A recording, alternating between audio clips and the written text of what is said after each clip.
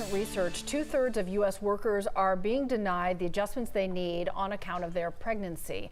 One of those, pumping breast milk at work. For a lot of people, it's not easy to get this done during the day at work, but should the feds step in to make it easier? Jana Shortle reports.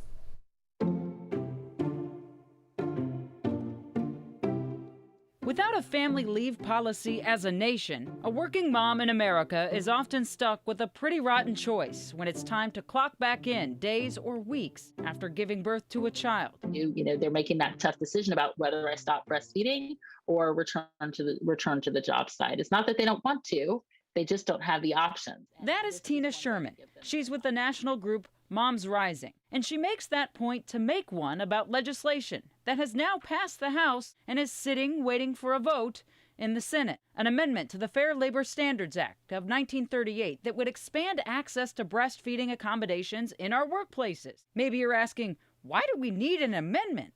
Well, but unfortunately, about 60% of pumping parents actually do not have the right to take a break or to pump in a non-bathroom private place.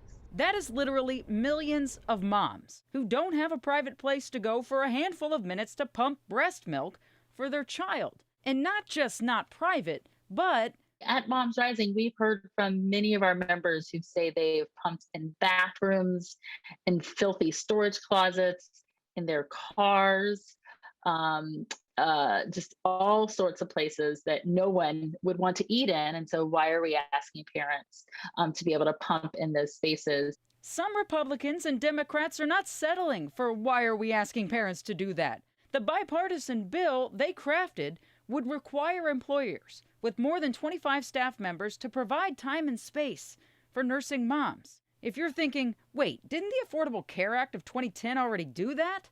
Yes and no. It did some of it, but it didn't extend those rights to everyone. About 9 million working women were left out, like farm workers, teachers, and a lot of others. And the amendment isn't asking for anything major. It's just... We're really just talking about a place that, a door that can lock, a chair, an electrical outlet, just a private place that a parent can close the door and to be able to have that time to express milk. A lot of people would call this a common sense bit of business that needs to get done. After all, 1 in 4 women go back to work 2 weeks after childbirth.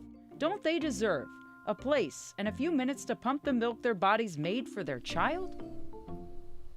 Now, Georgia requires paid pump breaks and private places for moms to pump, and we're really leading the charge here. Only one of 3 states to require those things. And Minnesota just made that change, being number 3 yesterday. So it is